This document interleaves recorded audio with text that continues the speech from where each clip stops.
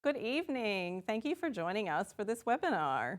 This is the fourth and final in our in our Food Innovation Forum for this year's series. This series is organized by La Trobe Business School and Melbourne's North Food Group. Before we begin, I'd just like to let you know that this is being recorded. And I'm Christy Sink, Head of Research and Development at SPC. Before we begin, I'd like to acknowledge that this event and its participants are located on the lands of many traditional custodians in Australia. We recognise their ongoing connection to the land and value their unique contribution to the university and wider Australian society.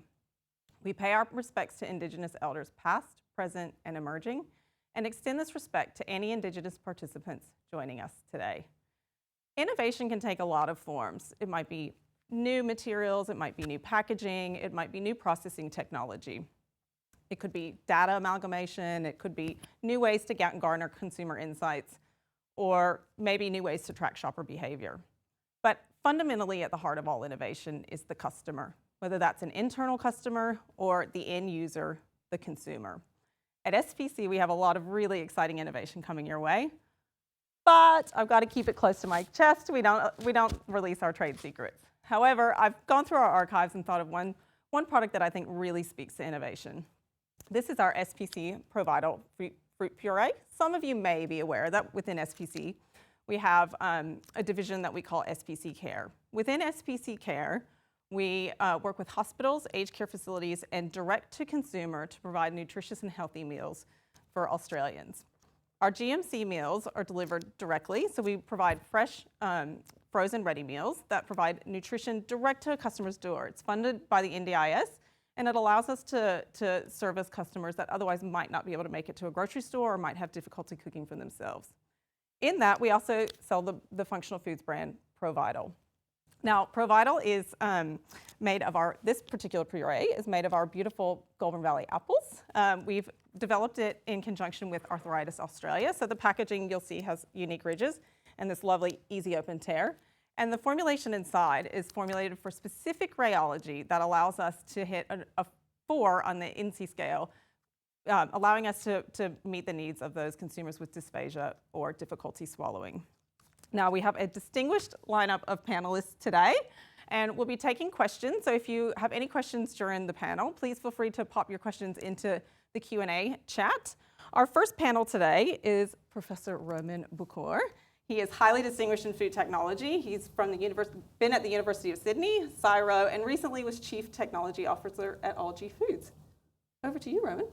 All right, thanks, Christy. Good afternoon, everyone. Delighted to be here.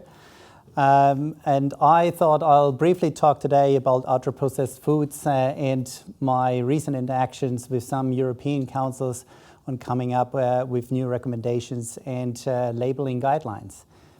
If you could pop up my slides, possibly. Yes, no, next, yes, thank you. So many of you probably have heard about ultra-processed foods, and there has been a number of headlines, particularly this year here in Australia, but also overseas, linking consumption of ultra-processed foods with all sorts of adverse health outcomes, including greater mortality, obesity, and other things. And this has concerned a lot of consumers, of course, but also has been, consumer groups have called for a better labeling of our food products, particularly labeling some of those that are considered ultra-processed. And a number of governments around the world have taken notice and either already legislated labeling, particularly in South America. We do see a number of countries that put a warning label on ultra-processed foods, but also in Europe, France, and UK, and there's an example there, has pushed for, at least have inquired around more evidence and linking food and food diets with obesity and other detrimental health outcomes. Next slide, please. So ultra-processed foods, the term, where does it originate from? Well, there was an epidemiologist from Brazil called Carlos Monteiro who looked at the obesity pandemic or epidemic in Brazil in particular, and tried to find a link between certain diets and obesity. And he basically clearly saw a link or a correlation between what he called the westernized or westernization of the local diet with obesity in the 2000s, late 90s and early 2000s. And he started to categorize food into 4 groups, starting from unprocessed raw vegetable foods, etc., to processed culinary ingredients. These are ingredients that are typically found in the kitchen. So these are vegetable oils, butter, salt, sugar, flours, etc. Category 3 or group 3 is processed foods. This includes canned vegetables and beans, roasted nuts, some breads and cheese, but as long as they are not packaged. And group 4 is this ultra-processed foods category. Typical examples are soda drinks, frozen pizza, chicken nuggets, and all sorts of processed meat products in particular. So this classification has been used worldwide in a number of nutritional and public health research studies, increasingly also in policy making and in guidelines, basically understanding the impact of health or the impact of different food categories on health outcomes. So theoretically, as you move from group 1 to group 4, the level of processing is increasing. At least that's communicated, but I will show later that's actually not the case. Next slide, please. So I mentioned an increasing number of scientific studies linking the consumption of ultra-processed foods with all sorts of health outcomes. In the first category here, just an example, the percentage of total calorie intake in many developing countries coming from ultra-processed foods is increasing strongly. In the UK, for example, it's nearly 60% of the total calories consumed are actually coming from that category of foods. Also linking the consumption of these foods with all sorts of negative health outcomes, as I said already, mortality or obesity, but also studies showing that there is an impact on academic abilities of people that have a high consumption of ultra-processed foods or have a diet high in ultra-processed foods. So this is very concerning. Next slide, please. Governments have inquired and asked the question essentially to their nutritional councils, do we need to have a new health label or warning like you typically see on a cigarette pack? Do we need to have a warning on a food package in the future as well? So I joined a number of council meetings starting from the International Union of Food Science and Technology, who met in Italy last month. Also the German Research Council and the Irish Research Council, who all had their own meetings discussing particularly the NOVA classification, but also the current front-of-pack nutrition labels. We also discussed there's a new categorization proposed in France called Sieger classification, which is similar to the NOVA classification, but it also considers other what they call process markers, or which are actually just food ingredients and additives that are used.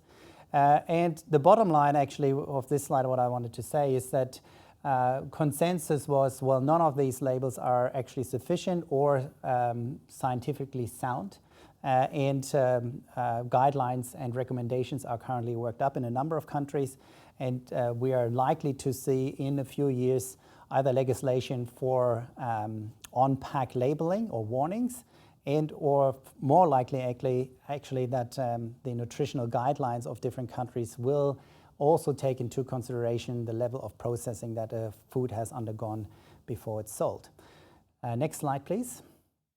And with that, just a quick segue into the La Trobe Center of Food Science. I was engaged earlier this year to set it up with the purpose to develop sustainable food solutions for improved health outcomes.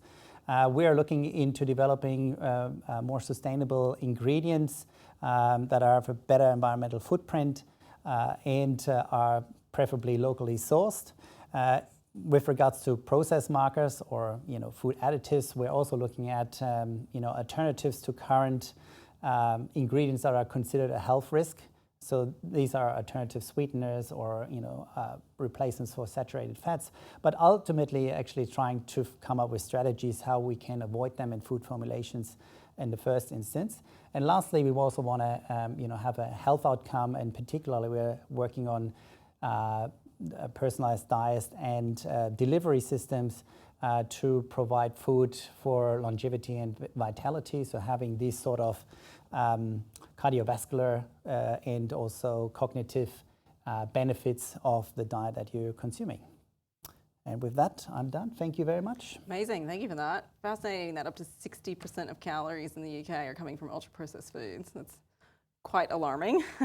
Our next speaker for us today is Mr. Sanjay Mirchandani. He's the Managing Director of the Royal Nut Company here in Melbourne. And prior to that, he was at BHP looking at operations and distribution. Over to you, Sanjay.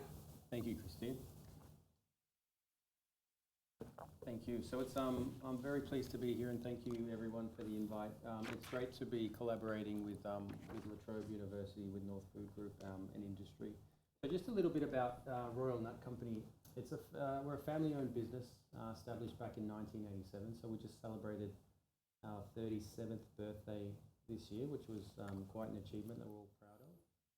Royal Nut Company is a food manufacturer, wholesaler and retailer, predominantly nuts, dried fruits, legumes, grains, spices, confectionery, snack foods. So pretty much anything that you can do with a nut, whether it's dice it or slice it, blend it, flavour it. I feel like Bubba Gump talking about this. Make spreads, so nut butters, etc. That's what we do in terms of our manufacturing. We're currently relocating to a new purpose-built facility, which is located in the east of Melbourne, so in Scoresby particularly. So we had multiple facilities, one in our primary facility in Brunswick, located in Melbourne, and the other one down in Rowville, in Knox.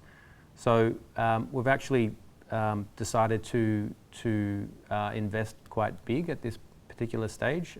We're consolidating those two facilities into one high-performance facility. So we've really put a lot of thought into what we want to be, how we're going to improve, all things innovation, and yeah, we're very excited to be doing that. So in terms of, if you don't mind going to the next slide, please.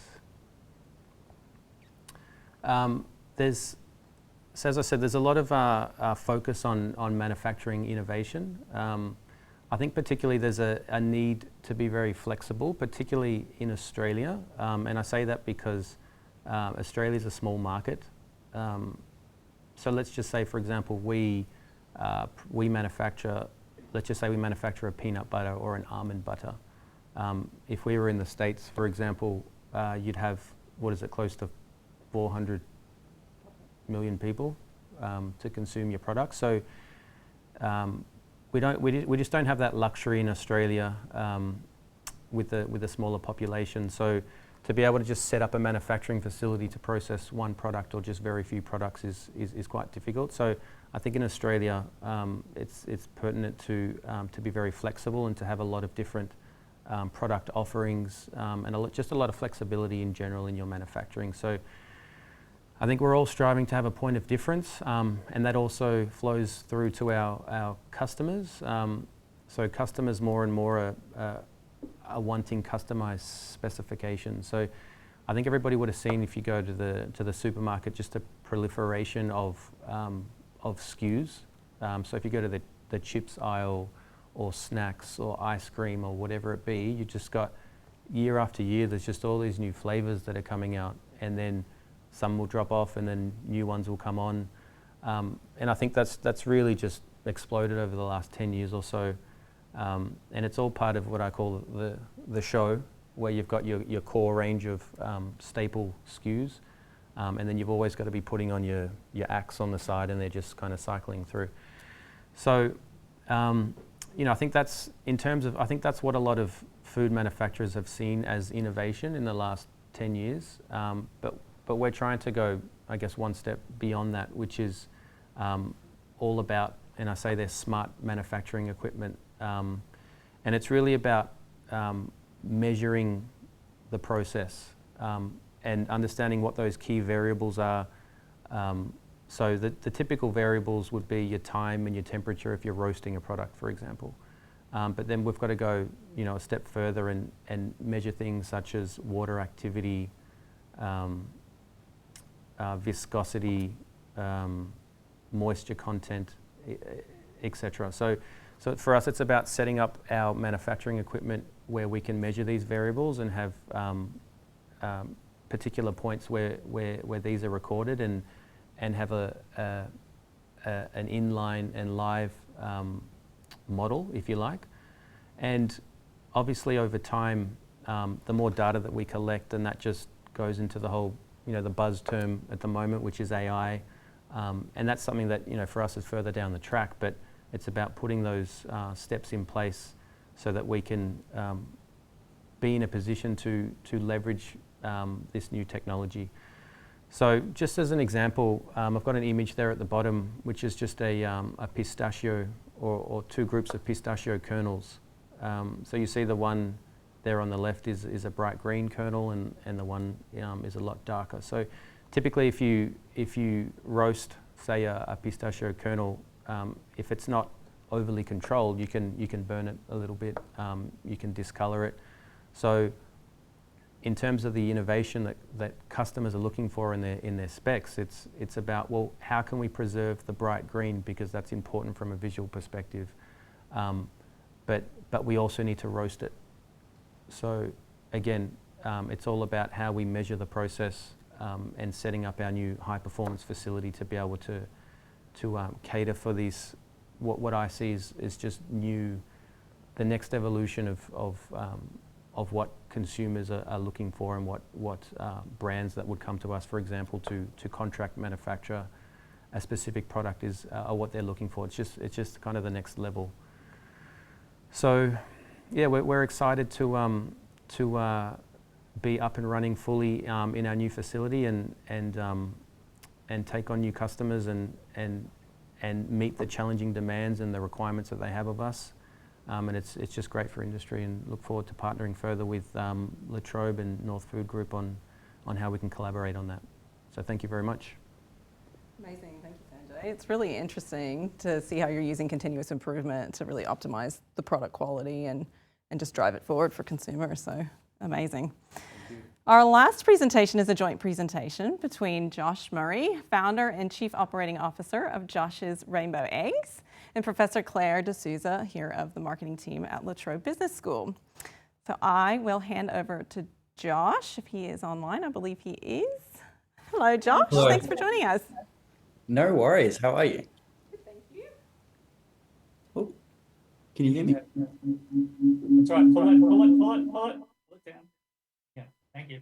All right, you can go. Josh can go. Okay, awesome. Could I please have a look at the slides?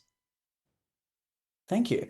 Wonderful. Well, thank you guys so much for having me here. I'm just going to run you very quickly through some of the stuff that sets the table for Claire to discuss the details of her report on us, which she was very kind to do. So I'm Josh. I founded Josh's Rainbow Eggs now well over 15 years ago when I was 9 as a little side hustle to start pocket money. And it has grown since then alongside my mother, Tamsin, who stepped in about 4 years into the process.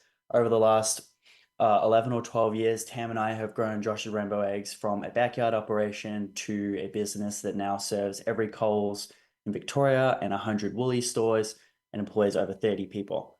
For me, the journey began with the customer, the people I sold to that worked in the stores of my local town, the customers at the farmers markets, and then from there, of course, it grows. I approached independence when we were about 5 years into business, and shortly after, Coles and Woolies followed.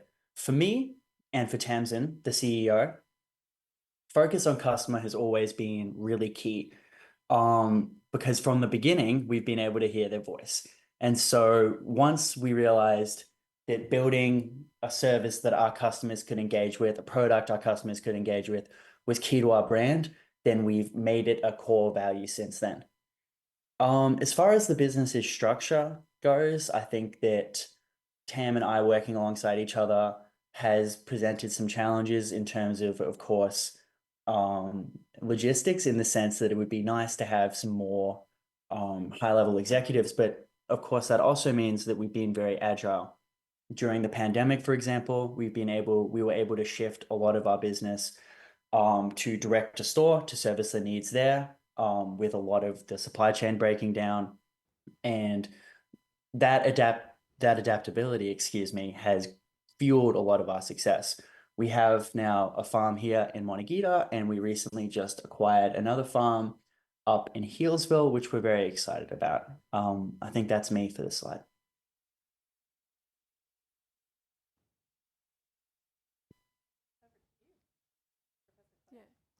Before I begin, I would like to extend my deepest gratitude to Dr. Tamsin Murray and Mr. Josh Barre for allowing us to undertake this consultancy project. It's both an honor and appreciation. Furthermore, I'm equally grateful to our executive team and in particular Associate Professor Geraldine Kenneth for her moral support throughout this endeavor. Her belief in our collective vision has been crucial in bringing this project to fruition. So I'll start here with my first slide, if I can have here. So my question to everyone now here is, when does a commodity become a brand? And this has been a question that I've always asked myself as well. Now, commodities, if you know, there are two types of commodities. One is the hard type of commodity and the soft type. The hard ones are the ones that can be mined or extracted, such as your gold, rubber, and oil. And the other type is the soft type that can be, that's obviously agriculture products or livestock. And for example, we've got eggs here we are talking about. So there are two ways of looking at this. One is a point of differentiation, and the other one is through value creation. Now, when we talk about value creation, I'll give you a small example. If we look at Pierre Cardin, now most of us know him as the French designer, and he was a legend in the fashion world, but he came out with this natural spring water. Now, what made this natural spring waters, get this premium price, so to speak? Obviously, it was one was his name, of course, that held very well and resonated well with the consumers. But the second point was this bottled water was sourced from UNESCO's World Heritage Site. And that provided the value, and he created that value for something such as a natural commodity. All right, so in terms of eggs, and when I was looking at how Josh's company, this egg company has gone leaps and bounds into creating this really magnificent brand.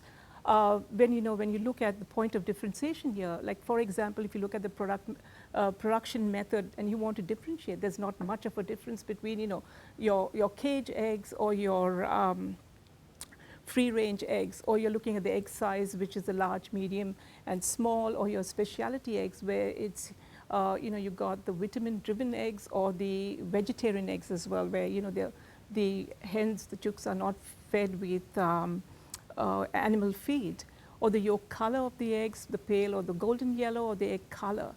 These are very small points of differentiation, but to make that into a brand, obviously, you need to have some kind of emotional connection. And that's what Josh's story comes out, the brand storytelling.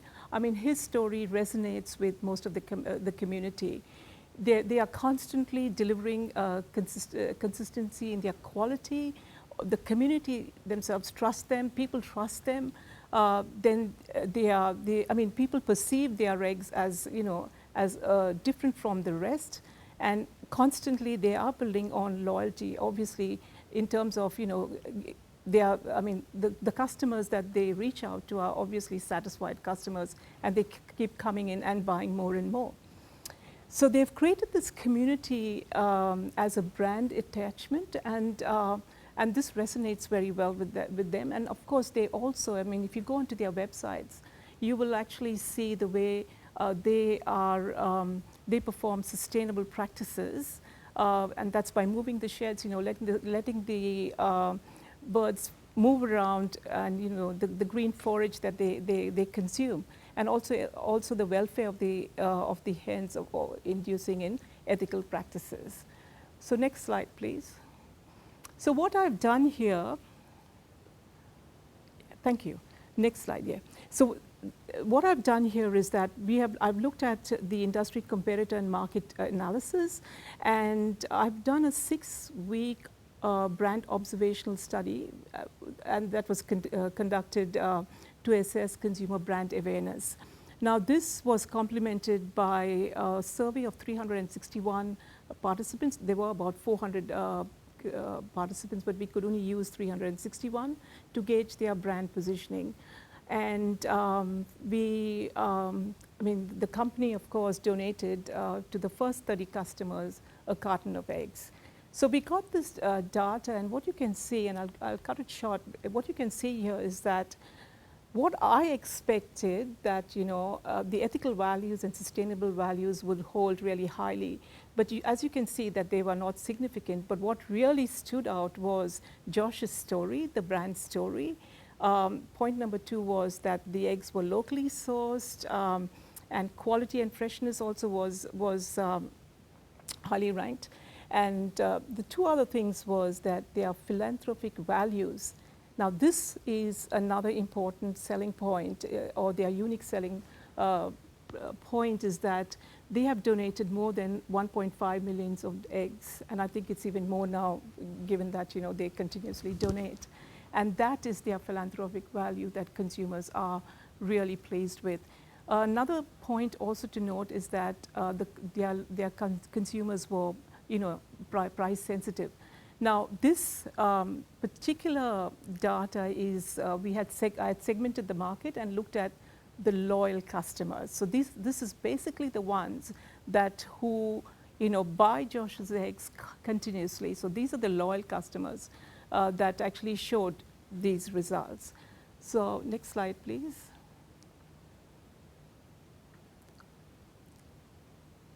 All right, so this is what after looking at all the results, this is what I would propose is, of course, there are 4 ways they can look at it based on the results. One is market penetration. They could look at existing markets with existing products, and of course, looking at the philanthropic values as well, promoting their eggs with that philanthropic values behind them, because I think that was very, very important. My gut feeling is that sustainability and ethical values didn't come out very strongly, because I believe that consumers may have expected it. I mean, they do expect that, companies today are sustainable. The other way of looking at it is this new and improved product development, which is a medium risk, where they look at improving their type of products, maybe, vegan, that's another segment that's growing today. Then I could also talk about market development, looking at, finding out new markets maybe. There are new potential buyers in that market for their existing products. And here again, stressing the importance of, locally sourced and quality. And lastly, diversifying, that is new markets for new and new products. And that's the high risk if they want to go down that avenue. But then again, what we need to consider here are the strategies that they could use. One is the cost leadership. The other one is customer focus, and that is literally customizing the market if they want to, or product differentiation. And here I would suggest that product differentiation that would really stand out because of the philanthropic values and locally sourced, so on and so forth, that really that was found significant. I wouldn't go down the cost leadership, and that's my suggestion.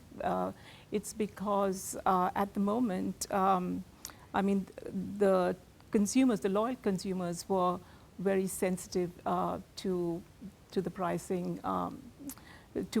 So yeah, so this is what we have done, and I'm really thankful that we had this opportunity. Thank you. Really interesting. I think you've hit the nail on the head, because I'm a buyer of Josh's eggs and they're beautiful quality all the time, but it's always the warm and fuzzies that I get from his brand that makes me buy them over and over again. So I think your survey really captured probably that marketing point of difference for Josh and what he's got going there. So thank you, Josh. Thank you, Professor D'Souza. So we're going to open up to some questions. I don't have any in the chat yet, so if anybody has any questions, please pop them in the Q&A. please put them in the Q&A and not the chat, because the chat's been disabled, so feel free to pop into the Q&A. But I might just start with some questions that we already have gathered. So Sanjay, what would you say, to what extent are consumer trends driving the product development that you guys are doing? I'd say highly. Now that we're going into the space of a more advanced manufacturing facility, we're getting more and more requests from I guess, bigger brands and more sophisticated companies that are looking for products that have high standards, and they're pushing, they've got really strong marketing teams, and again, they're just, I guess everyone's trying to continually differentiate, and like I said before, trying to break out of just, well, okay, let's do the same product with a different flavor. So I think it's very strong, to answer your question. Yeah. Yeah, I would agree with you there. Rowan, to what extent has food labeling been successful in driving healthy choices? And what else does it depend on? Country, cost? What really drives healthy food choices? There's a clear link between education and healthy food choices, as there's a lot of epidemiological studies that clearly show low-income households tend to make poor food choices in the first instance. It's also obviously related to the price of the food. Many of what I presented, ultra-processed foods, are actually relatively cheap compared to raw, fresh produce, as we all know, and they are convenient to consume. So that link has been made. In terms of labeling, the first part of your question, as far as I know, I'm not an expert, but as far as I know, there hasn't been a clear or a data coming out that clearly shows an impact on food consumption or buying preferences based on the label, unfortunately. There are some countries, as I mentioned, in South America that put a strong warning label on packs, and that seems to drive away some consumers. But it's a bit of a scare campaign, like we've seen with cigarettes, for example, with food that is probably not working in the long term, because people still have to eat. It's not that you can't just stop smoking or stop eating. So I think it's more an educational piece that has to start early in schools or even earlier in kindergarten, educating people of not only healthy food choices, but also going back to cooking. Many have lost the ability to cook food, so they are reliant on ready-to-eat or food service or food restaurants or fast food that they can consume straight away. So showing the pleasure of cooking, as we, I guess, hopefully all enjoy, and teach them at an early stage how to do that, and differentiate between, well, this is good for you, this is probably not too good for you, and change consumer preference at an early stage. It's very hard to wean off certain products once you've been on them for decades, possibly. Yeah. It's like smoking. I think sorry, that's a long answer. No, that's great. Thank you. I think it's happening slowly but surely. I mean, when I was in primary school, I remember the menu at the canteen, or the tuck shop, as it was called here. And I've got two young daughters, one in kindergarten, one in primary school, and the menu's a lot healthier than back in my day. So I think slowly but surely, but I know, of course, there's still a long way to go. Professor D'Souza, what trends do you expect to see in marketing in the future, and maybe even specifically food marketing? Well, I think healthy trends, of course, that's always been on the agenda. Then there's also vegan consumers, who is a totally different segment. So these are two types in some of my studies that have come out very strongly: the vegan consumers and the people who actually want healthy meals. We are also looking at upcycled foods at the moment, and that's upcycled, recycled foods, and how they resonate with consumers. And some of our research that's coming out shows that there's a huge preference actually for the consumers, utilizing these type of foods. So yeah. Interesting you say that because I've noticed the trends in the US. There's quite a few new brands that are based on upcycling, and I think we are starting to get a little bit of that here, Nutrivie and that sort of thing, but it's probably still a bit undeveloped versus other countries in the world. Yeah, definitely. Definitely. I don't have any other questions. Josh, I might ask you, what if you can answer my question, what do you see in terms of sustainable farming practices sort of in the future of food? Yeah, so there's a lot of really interesting stuff to do with sustainability. And I think, to me, of course, technology is always advanced. Look at Moore's Law, look at whatever you want. We as a culture, as a society, technologically always move forward. And that's all, for me to quantify the absolute degree of, special work going on in sustainable agriculture, I couldn't do it. But what I can tell you is a trend is that customers are expecting the businesses that they support through their word of mouth and through their wallets to do the right thing. I remember I was at a Woolies supplier event maybe 2 or 3 years ago, and one of their biggest points of emphasis moving forward was how as Gen Z and Gen X gain more power in the purchasing market, that those expectations for the companies that they support are going to rise. If you were to think about it as the tailwind, in my opinion, has grown much stronger, that tailwind that drives innovation, sustainability, and good business practices, especially now with how visible it feels like everything is with social media. Even as like an employer, it's really true for us in order to acquire good talent. People expect that of a business, that you're operating really ethically and sustainably. So totally align with you there. Josh, thank you. Well, I might wrap up there, and I'll just say thank you to our very distinguished panelists. It was really interesting to hear from you all tonight. Thank you again to the La Trobe Business School and Melbourne's North Food Group. And thank you all for joining us tonight. Have a lovely evening.